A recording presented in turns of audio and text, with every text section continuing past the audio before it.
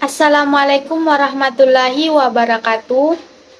Perkenalkan, nama saya Sulasmi dengan NIM 23101013. Di sini saya akan menjelaskan PPT saya yang berjudul Beriman kepada Nabi dan Rasul. Baik, selanjutnya mari kita masuk di materinya. Secara etimologis, Nabi berasal dari bahasa Arab, naba, yang berarti pemberitahuan yang besar faedahnya. Pengertian Nabi menurut istilah adalah manusia yang dipilih Allah Subhanahu wa Ta'ala untuk menerima wahyunya berkenaan dengan syariat agama. Pengertian kata Rasul secara etimologis berasal dari bahasa Arab, yaitu kata Rasulun yang berarti utusan. Pengertian rasul-rasul istilah adalah seorang yang menerima wahyu dari Allah Subhanahu wa Ta'ala berkenaan dengan syariat agama dan ditugaskan untuk menyampaikan kepada banyak orang. Dalil Imam dan Rasul mengenai identitas Rasul dapat dibacakan dalam Quran Surah Al-Anabiyah ayat 7 dan Al-Mu'min ayat 78 yang artinya, kami tiada mengutus rasul-rasul sebelum kamu, Muhammad, melainkan beberapa orang laki-laki yang kami beri wahyu kepada mereka, maka tanyakanlah olehmu kepada orang-orang yang berilmu, jika kamu tiada mengetahui. Dalam ayat di samping dijelaskan bahwa rasul-rasul yang pernah diutus oleh Allah Subhanahu wa Ta'ala adalah mereka dari golongan laki-laki. Tidak pernah ada rasul berjenis kelamin perempuan. Dan jumlah rasul yang diutus sebelum Nabi Muhammad SAW sebenarnya sangat banyak. Di antara para rasul ada yang diceritakan kisahnya di dalam Al-Quran dan jumlah nabi tidaklah terbatas. Hanya 25 orang dan jumlah rasul juga tidak terbatas. 5 yang kita kenal dengan nama Ulul Asmi. Hal ini berdasarkan hadis dari Abu Dzar Al-Ghifari. Ia bertanya kepada Rasulullah, "Ya Rasulullah, berapa jumlah rasul?" Rasulullah menjawab, 311 orang. Hadis riwayat Ahmad.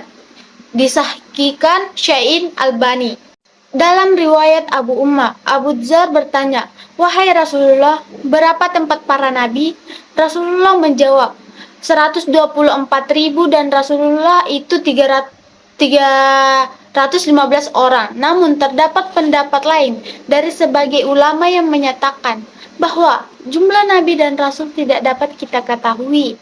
Oleh karena itu, walaupun dalam Al-Quran hanya disebut 25 nabi, maka kita tetap mengimani secara global adanya nabi dan rasul yang tidak dikisahkan dalam Al-Quran. Allah Ta'ala berfirman yang artinya, dan sesungguhnya telah kami utus beberapa orang rasul sebelum kamu. Di antara mereka ada yang kami ceritakan kepadamu, dan di antara mereka ada yang tidak kami ceritakan kepadamu. Quran Surah Al-Mu'min ayat 40-78. Selain 25 nabi yang telah disebutkan dalam Al-Quran, terdapat 2 nabi yang disebut Rasulullah, yaitu Stis dan Yusya. Secara kronologis, nabi dan rasul ada 25, yaitu Nabi Adam, Nabi Idris, Nabi Nuh, Nabi Saleh, Nabi Ibrahim, Nabi Lut, Nabi Ismail, Nabi Ishak, Nabi Yakub, Nabi Yusuf, Nabi Ayub, Nabi Su'aib, Nabi Musa, Nabi Harun, Nabi Zulkifli, Nabi Daud, Nabi Sulaiman, Nabi Ilyas, Nabi Ilyasa, Nabi Yunus, Nabi Zakaria, Nabi Yahya, Nabi Isa, Nabi Muhammad SAW. Dari ke-25 rasul tersebut, terdapat 5 orang yang disebut Ulul Asmi. Rasul Ulul Asmi yaitu rasul pilihan yang memiliki keteguhan hati dan ketabahan yang luar biasa. Mereka gigih dalam perjuangan dan sangat besar menerima berbagai cobaan.